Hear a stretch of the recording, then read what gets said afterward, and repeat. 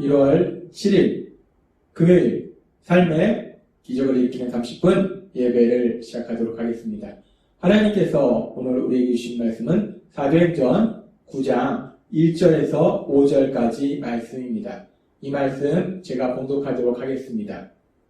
사울이 주의 제자들에 대하여 여전히 위협과 살기가 등등하여 대제사장에게 가서 다맛의 여러 회당에 가져갈 공문을 청하니 이는 만일 그 도를 따르는 사람을 만나면 남녀를 막론하고 결박하여 예루살렘으로 잡아오려 합니다. 사울이 길을 가다가 다맛에게 가까이 이르더니 호련히 하늘로부터 빛이 그를 둘러 비추는지라. 땅에 엎드러져 들음에 소리가 있어 이르시되 사울아 사울아 내가 어찌하여 나를 박해하느냐 하시거늘 대답하되 주여 누구시니이까 이르시되 나는 내가 박해하는 예수라. 아멘. 오늘도 하나님께서 우리에게 주신 말씀을 듣기 전에 잠시 기도하는 시간 갖도록 하겠습니다. 하나님 아버지 감사합니다.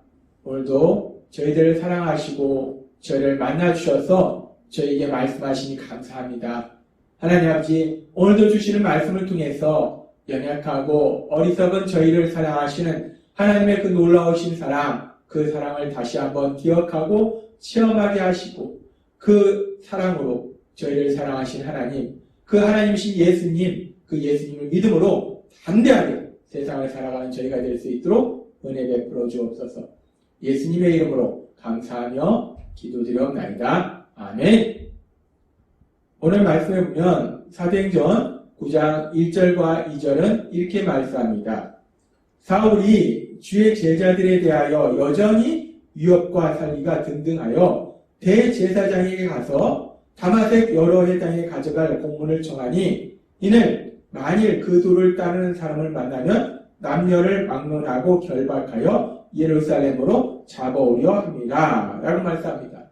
여기서 사울이라는 사람이 지금 다마섹까지 가서 예수님을 믿는 사람들을 잡아오려고 한다고 하는데 이 다마섹이 어디인가? 다마섹은 지금 사울이 있던 그 예루살렘으로부터 동북쪽으로 약 230km 정도 떨어진 곳이 다마섹입니다.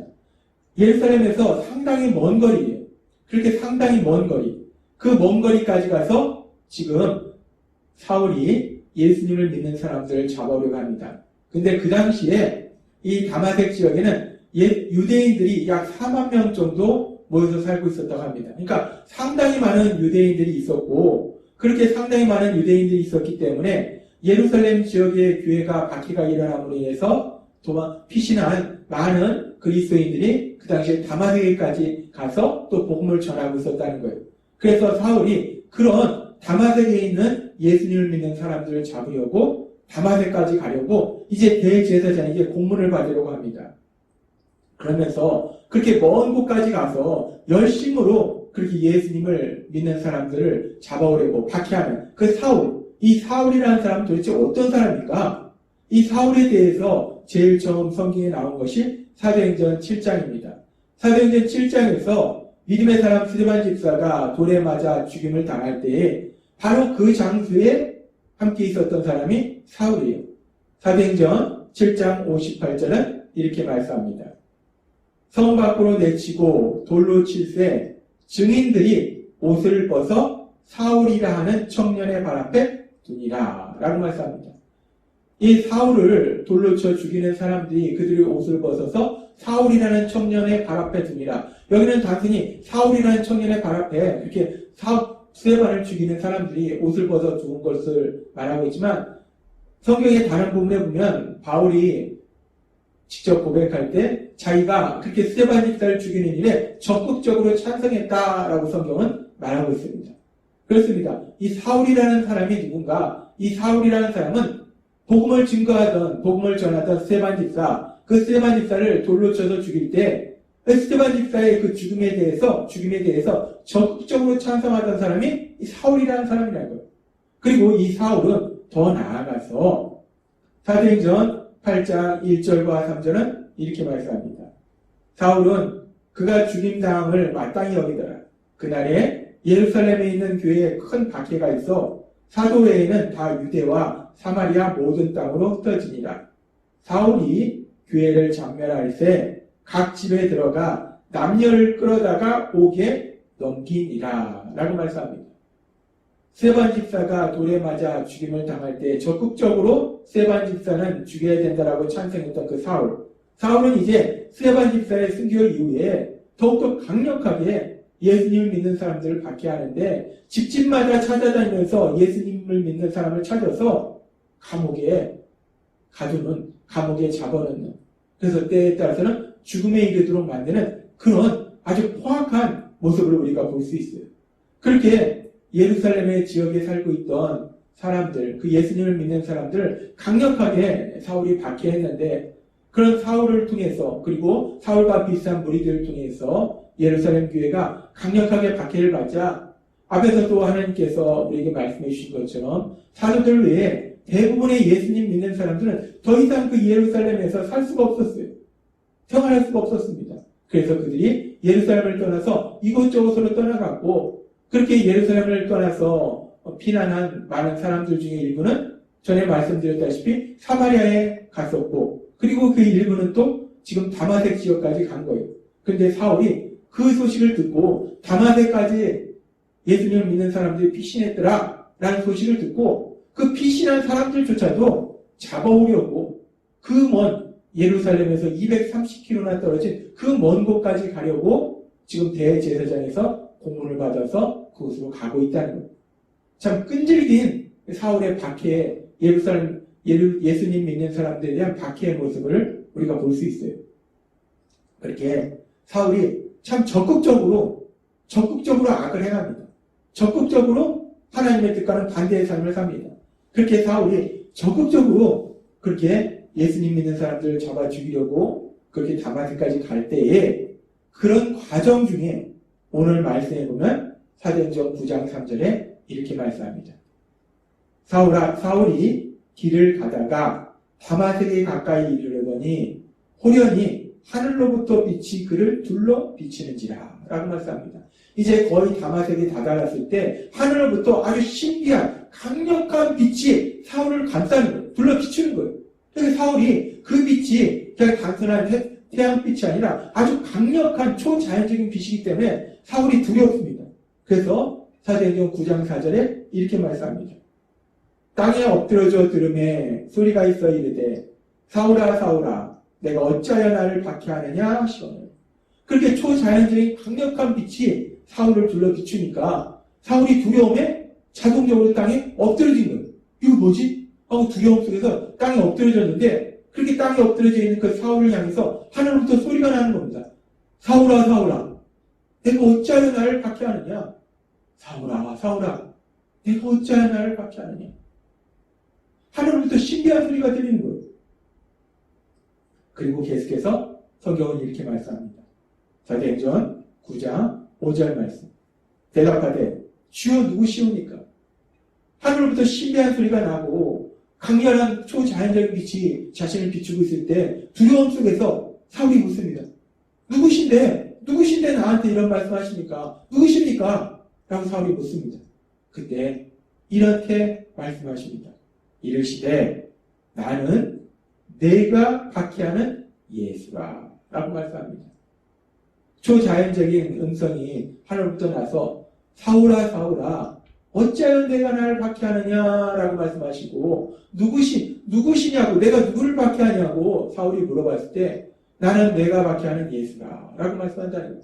지금 하나님 예수님께서 다마섹 도상에서 사울에게 나타나셔서 사울에게 말씀하실 때 너가 왜 나를 박해하느냐. 사울이 지금 예수님을 박해하고 있다라고 예수님께서 친히 말씀하시더라는 거예요. 사울이 예수님을 박해한다는 거예요. 근데 우리가 사도행전의 말씀을 읽고 묵상해보면 사울이 예수님을 만난 적도 없습니다. 따라서 사울이 예수님을 박해한 것이 아니고 지금 사도행전 8장과 9장의 말씀을 보면은 사울은 예수님을 믿는 사람들을 박해했어요. 예수님을 믿는 사람들, 예루살렘에 있는 예수님을 믿는 사람들을 감옥에 가두고 죽임당하도록 만들고 더 나아가서 이제 다마섹 지역까지 쫓아와서 다마섹에 있는 예수님을 믿는 사람들까지 박해하려고 사울이 다마섹까지 오고 있는 중이었다는 거예요. 그렇게 사울은 분명히 예수님을 믿는 사람들을 박해했는데, 근데 하나님신 예수님은 지금 무엇이라고 말씀하냐? 사울아, 사울아, 내가 왜 나를 믿는 사람들을 박해하느냐라고 말씀하시는 것이 아니라 너가 왜 나를 박해하느냐 라고 말씀하시더라고요. 지금 예수님께서는 예수님을 믿는 사람들을 박해하는 것을 예수님을 박해하는 것이다 라고 말씀한다는 거예요. 예수님을 믿는 사람들을 예수님 자신과 동일시해 주신다는 거예요. 우리는 이 말씀을 통해서 다시 한번 하나님신 예수님의 놀라우신 사랑을 볼 수 있어요. 창조주이신 하나님신 예수님께서 피조물에 불과한 예수님을 믿는 우리들, 그 예수님을 믿는 우리들을 예수님과 동일한 존재로 말씀하신다는 거예요. 예수님 믿는 사람을 박해하는 것은 예수님을 박해하는 것이다 라고 말씀한다는 거예요. 그렇게 하나님신 예수님께서 예수님을 믿는 사람들을 자신과 동일시하는 그런 모습은 마태복음 25장에 보면 최후의 심판에 대해서 예수님께서 말씀하시는데 그 말씀 속에서도 비슷한 말씀이 나옵니다. 그 말씀 속에서도 예수님께서 최후의 심판 자리에서 이제 심판자로 오셨을 때 복을 받을 사람들에게 말씀하십니다. 너희가 내가 힘들고 어려울 때 나를 섬겼기 때문에 너희는 이제 영원히 나와 함께 할 것이다. 복을 받을 것이다. 라고 말씀하실 때 그렇게 복을 받을 사람들이 이상합니다. 자신들은 예수님을 만난 적도 없고 따라서 예수님을 섬긴 적도 없는데 언제 우리가 예수님을 만나고 예수님을 섬겼다고 말씀하십니까? 라고 궁금해서 묻습니다. 그때 예수님께서 이렇게 말씀하십니다. 마태복음 25장 40절 말씀. 임금이 대답하여 이르시되 내가 진실로 너희에게 이르노니 너희가 여기 내 형제 중에 지극히 작은 자 하나에게 한 것이 곧 내게 한 것이니라 라고 말씀하신다. 이 임금은 심판자로 오시는 예수님을 말씀하세요. 심판자로 오시는 예수님이 말씀하신 거예요. 너희가 내 형제 중에, 내 형제라는 것은 예수님의 형제. 예수님의 형제가 누군가? 예수님을 믿는 사람들이 예수님의 형제라는 거예요. 그러면서 그렇게 예수님을 믿는 사람 중에서 가장 작은 자, 예수님을 믿는 사람 중에서도 연약하고 세상적으로 소외되고 보잘것없는 그런 가장 작은 자, 가장 연약한 사람을 섬긴 것이 바로 나를 섬긴 것이다 라고 말씀하신다. 예수님을 믿는 사람을 섬기는 것이 예수님을 섬기는 것이고 예수님을 믿는 사람 중에서도 세상적으로 볼 때 가장 연약하고 보잘것없는 그런 사람을 섬긴 것이 바로 예수님을 섬긴 것이다 라고 말씀하신다는 겁니다. 이 마태복음 25장에서 최후의 심판의 자리에서 있을 그 일에 대해서 예수님께서 말씀하실 때도 예수님을 말씀하시는 거예요. 하나님신 예수님, 창조주이신 그 예수님께서 피조물에 불과한 예수님을 믿는 사람들, 그 예수님을 믿는 사람들을 예수님 자신과 동일한 존재로 말씀하시더라는 거예요. 그렇게 하나님신 예수님께서는 피조물에 불과한 우리들을 하나님신 그 예수님과 동일한 존재로 생각해 주신다는 거예요. 그래서 하나님께서는 히브리서 2장 11절의 말씀을 통해서 이렇게 말씀하십니다. 거룩하게 하시는 이와 거룩하게 함을 입은 자들이 다 한 근원에서 난지라. 그러므로 형제라 부르시기를 부끄러워하지 아니하시고 라고 말씀합니다. 거룩하게 하시는 이, 거룩하게 하시는 이는 바로 우리 예수님을 의미해요. 예수님의 십자가 죽으심과 부활하심을 통해서 죄에서 우리를 구원하셔서 우리를 의롭다 만들어주시는, 우리를 거룩하다 만들어주신 그 예수님, 그 하나님신 예수님이 거룩하게 하시는 이예요. 그리고 거룩하게 함을 입은 자들은 바로 우리들입니다. 그 예수님을 믿음으로 인해서 예수님의 십자가 보혈을 통해서 죄사함 받아서 이제 의롭다 칭함받은 사람들, 그렇게 예수님을 믿는 우리들이 거룩함을 입은 자들입니다. 근데 그렇게 거룩하게 하시는 이와 거룩함을 입은 자들이 한 근원에서 났다는 거예요. 하나님을 통해서 그 모든 것이 이루어졌고, 그리고 아주 중요한 것은 그렇게 거룩하게 하시는 이가 하나님신 예수님께서 거룩함을 입은 자들을, 즉 예수님을 믿는 우리들을 형제라 부르시기를 부끄러워하지 아니하신다라고 말씀한다는 거예요. 하나님신 예수님께서 피조물에 불과한 우리들을 형제라라고 말씀하신다는 것. 얼마나 놀라운 말씀입니까? 하나님께서는 오늘 사도행전의 말씀을 통해서, 히브리서의 말씀을 통해서 하나님신 예수님께서 우리를 얼마나 사랑하신지를 다시 한번 기억하게 하세요. 하나님은 창조주이신데 피조물에 불과한 우리들을 형제라 말씀하신다는 거예요. 우리 예수님이 피조물에 불과한 우리를 형제라 말씀하신다는 거예요. 그렇게 우리를 존귀한 자로 사랑하신다는 거예요. 하나님이신 예수님께서 우리를 그렇게 사랑하심을 우리가 믿고 기억할 때 우리의 날마다의 삶 속에 그 예수님의 사랑 안에 거함으로 인해서 그렇게 우리를 사랑하시는 하나님이신 예수님, 그 예수님께서 행하시는 그 놀라운 역사들을 홍성히 체험하며 하나님의 영광을 나타내시는 여러분이 되시길 주님의 이름으로 축원합니다. 기도하겠습니다. 하나님 아버지 감사합니다.